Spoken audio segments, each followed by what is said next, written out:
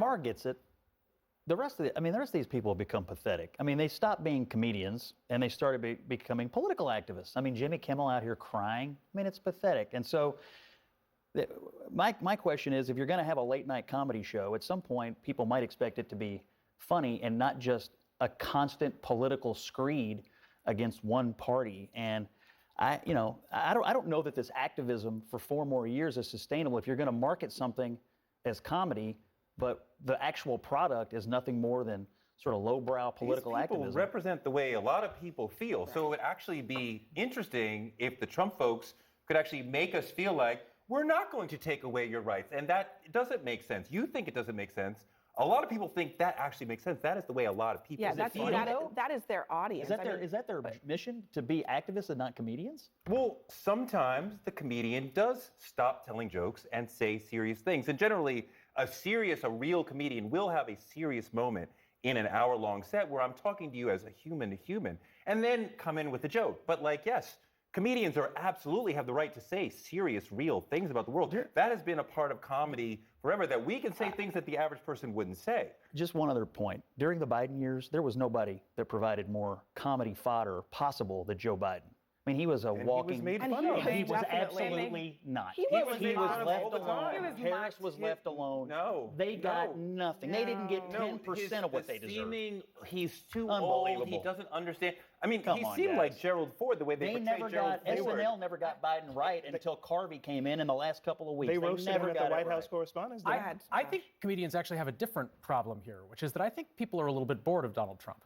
In both directions, and I think you see this frankly in the cable news ratings.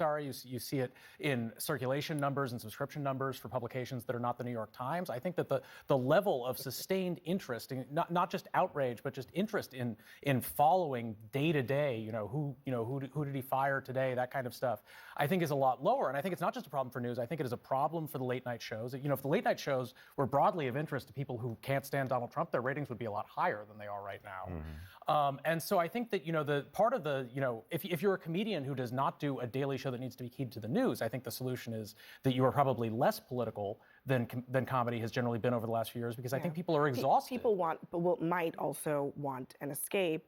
And also, given that Elon Musk kind of lost it about Dana Carvey's impression of him this weekend, it's not going to go over too well with this new crowd. No. Look, I don't watch late night, except for your show. That sounded like an admission. But I do think that even if you're a comedian who spends all of your time making fun of the world, there is a certain seriousness with which you have to take this period in American history. And when a guy like Donald Trump comes around and says he wants to terminate the Constitution and be a dictator on day one. Never happened. Yeah, well, he tried to when he tried to overturn the last presidential election. I was there for that, so that definitely happens. He said he would be a dictator only on day one. Like you give whatever that meant. That's all you need. That's what comedy. He's the only one telling jokes in the best of time. In the best and in the worst of times, what comedy does exceptionally well is tell a story about who we are as an American people. One thing I will add in before we go to break is that I think that we are actually going to see a significant rise in the amount of comedy that is directed at the left and at the Democratic Party, because comedy at its best is about punching up, not punching down.